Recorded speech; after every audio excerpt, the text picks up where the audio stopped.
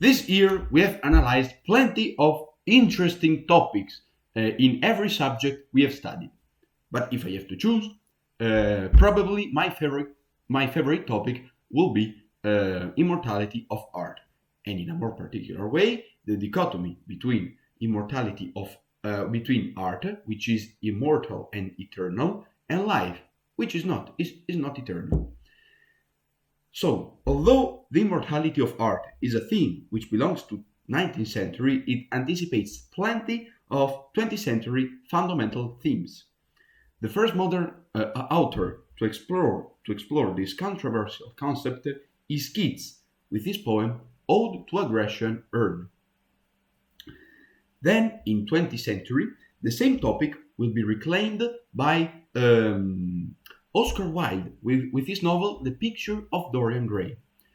The main concept of The Picture of Dorian Gray is that life and art have different rules, totally different rules. And if life will be judged by beauty and not by morality, there will be awful consequences. So, art and life are two distinct universes which should not collide at all.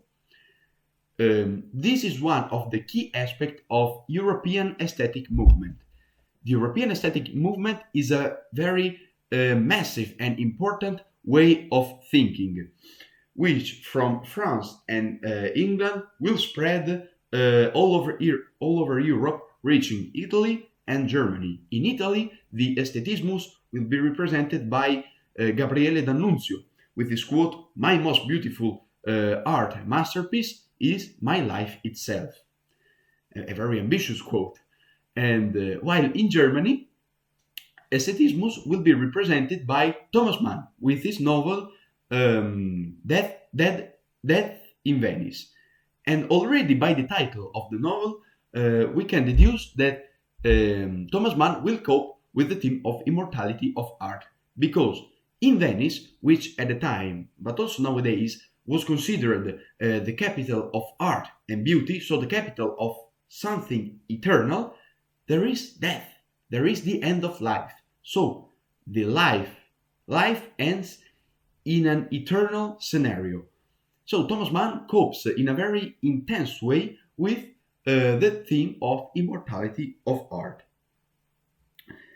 In philosophy, the concept of aesthetic hero will be analyzed by Kierkegaard. Kierkegaard was a Danish philosopher of 19th century, which themes, concepts, and ideas will be explored in the 20th century. Kierkegaard, with Nietzsche and Schopenhauer, is one of the three pillars of the way of thinking in 20th century. Schopenhauer with his pessimismus, Nietzsche with the death of God and anarchy, and Kierkegaard with the figure of aesthetic hero. The aesthetic hero is a person who finds pleasure and finds the sense of life in an instant pleasure of something with something eternal, like art.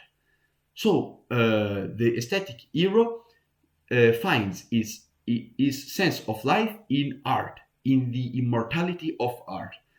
But even if the aesthetic hero finds